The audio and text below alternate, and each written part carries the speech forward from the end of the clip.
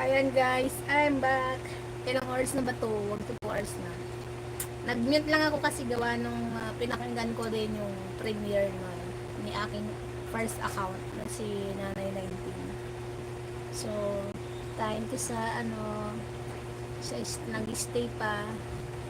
Sorry guys, dito sa account na ito, I'm not allowing anything that goes on drop and connect and paangat, no? Hindi po siya pang paangat program na may dikitan, may lapagan. Doon po tayo sa isa kong account na si Madiskarting Nanay 19. Ito po ay for ano lang, updates live, update what's hour lang. So, ako lang po ang iikot sa inyo for your watch. Pero yung drop and connect po ay wala. Pasensya po. Yun po ang mechanics ng live ni Sexing Madiskarte. I'm not allowing anyone who's dropped the links and watch everything, what's to watch. This is for updates for live. Kwentuhan lang po, ayan, something goes on during the live. Kaya kung yung mga nanghingi ng jacket, na alam ko magdadrop ng bahay kasi yung iba hindi maintindihan, no, hindi ko talaga binibigyan ng jacket. So, yun po ang mechanics ni Sexy. Katulad ni God About Soul, sorry hindi kita, madyakitan.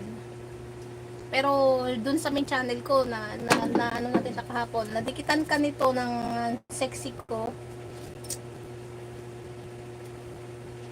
Dinikitan ka ni Sexy ko, yun. Sexy itong channel na ito, nakadikit sa'yo, God About Soul.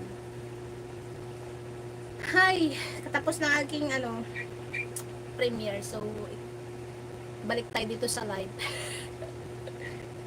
Balik dito sa live ni Sexing Madiskarte. Kwi. Oh, salamat Kwi. Mag-start ako magbigay ng watch doon sa pumasok sa live. Ay, sa premiere ko kay Nanay 19. Kwi. Grabe pa rin yung ulan, no? Mag-ingat tayong lahat. At congratulations kay sayo Purdoy. Sabi mo nga sa premiere na, sumahod ka na, diba?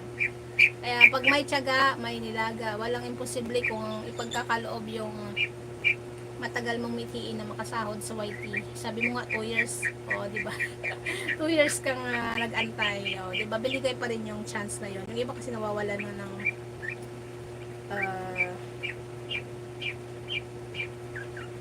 pag-asa, no?